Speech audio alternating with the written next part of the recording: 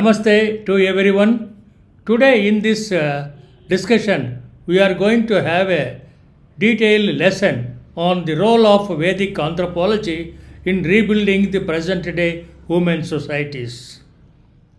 Vedic anthropology, as a subdiscipline of anthropology, provided deep insights into the ethical, cultural, social framework that shaped ancient Indian civilization.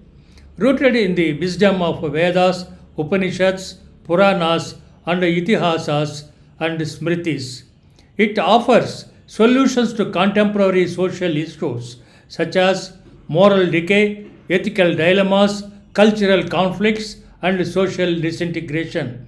Unlike modern anthropological frameworks that focus primarily on materialistic evolution, Vedic anthropology emphasizes spiritual evolution and ethical foundations of human existence. The Vedic world is holistic. It does not separate the individual from society or the environment. Concepts such as Dharma, Karma, Ahimsa, Satyam, and Seva provide a structured approach to restoring balance in human societies. This lecture explores the Vedic anthropology can reconstruct modern societies by reinforcing ethical values, strengthening cultural roots, promoting moral responsibility, and guiding humanity towards just a harmonious existence. Now let us have a discussion on ethical and moral reconstruction through Vedic anthropology. First one is Dharma as a foundation of ethical living. Dharma, a central concept in Vedic thought, serves as a moral compass for individual and societies. It upholds righteousness, justice, and duty. The Bhagavad Gita emphasizes the significance of adhering to one's own dharma, even performed imperfectly, rather than following another's duty. An important sloka from Bhagavad Gita explains like this: Shreyasya dharmo vigunaha paradharmat sushitat saddharme nitanam sveyaha paradharmo bhayavaha. The meaning of this sloka is it is better to perform one's own duty, even if imperfectly, than to perform others' duty perfectly. Death is one's own duty is better, the duty of another is fraught with fear. The interpretation and application of this sloka is it underscores the importance of fulfillment one's prescribed duty based on one's role in society. In modern governance, if politicians, administrators, teachers, and professionals adhere to their respective dharma, societal order and justice can be maintained. Ethical failures in leadership, corruption, and social justice arise when individual ethical failures in leadership, corruption, and social injustice arise when individuals neglect their swadharma. Second one is the concept of karma, cause and consequences. Karma, the universal law, cause and effect, teaches that every action has a consequences. When applied to personal and professional life, it encourages responsibility and accountability. The Bhagavad Gita explains the principles of karma yoga, that is selfless action. One of the slokas, the sloka 2.47 from Bhagavad Gita mentions like this: Karmanyevadikaraste ma phaleshu kadachana ma karma palaheturbur ma te sangosya karmani. The meaning of this sloka is you have the right to perform your duty but never to the fruits of your work. Do not be attached to the results nor be inclined to inaction. In interpretation and application, this sloka mentions like this: this verse forms the foundation of karma yoga, which emphasizes duty without attachment to outcome. It has profound implications for corporate ethics, governance, and environmental responsibility. A society built in karma yoga would promote long-term sustainability, ethical leadership, and economic stability instead of short-term gain and exploitation.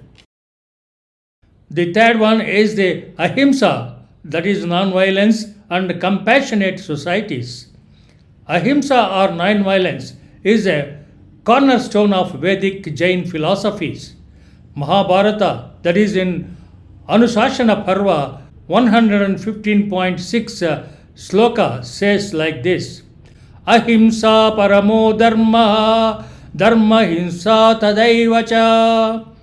The meaning of this sloka is non-violence is the highest dharma, yet violence for the sake of dharma is also righteous. By interpreting this sloka, we can able to understand that ahimsa extends beyond physical non-violence to include compassionate governance, social harmony, and environmental protection.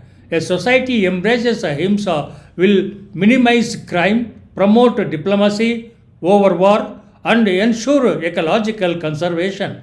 Another verse from Yajurveda 36.18 reinforces the idea of non-violence. Mitrasya chachusha sarvani bhutani samichantam. The meaning of this sloka is, let all belongs look upon each other with the eyes of the friendship. It means by adopting ahimsa in policy making, global conflicts, social unrest, and ecological destruction can be reduced. Another sloka from Mundaka Upanishad 3.1.6 proclaims like this: Satyameva jayate nanrutam satyena pantha vitato deyanam. The meaning of this sloka is, truth alone trumps, not falsehood. Though truth, the path of the divine, is laid out. In interpretation and application, we can able to understand that social degradation occurs when dishonesty prevails. In governance, media, and education, adherence to Satyam can restore trust and moral integrity. The fifth one is Seva, that is selfless service and community well-being. The Bhagavad Gita 3.10 highlights the principles of selfless service, that is Seva. The sloka mentions like this: Sahayajnaha prajnaha sruštvo purvocha prajapatihi anena prasa vishwadvamesha voshchikscha kamadukka. The meaning of the sloka is, in the beginning the Creator created beings along with the spirit of sacrifice and said, by this you shall prosper. In interpretation, we can able to understand that selfless service ensures societal welfare and economic stability. If seva is integrated into social policies, poverty, inequality, and neglect can be addressed effectively. So far, we have discussed about Vedic anthropology and its importance in rebuilding the present-day human societies by referring Vedas, Puranas, and Bhagavad Gita slokas, what it says. Before concluding, let us have a detailed discussion on these aspects which we have discussed so far. Vedic anthropology offers a holistic and ethical approach to rebuild human societies by integrating timeless principles of Dharma, Karma, Ahimsa, Satyam, and Seva. These principles, when applied to governance, business, ethics, environmental policies, and social structure, can create a just, a sustainable, and a spiritually enriched world. Modern societies face crises of morality, cultural alienation, and social disintegration. By reviving Vedic anthropology, we can address these issues at the root and re-establish a world that thrives on just integrity and universal well-being. Let us now rediscover and implement the wisdom of the Vedas, not merely as an ancient text, but as a blueprint for the future of the societies.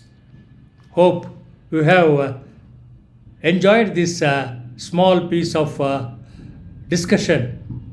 If you like it, you please forward it to your friends, colleagues, and students.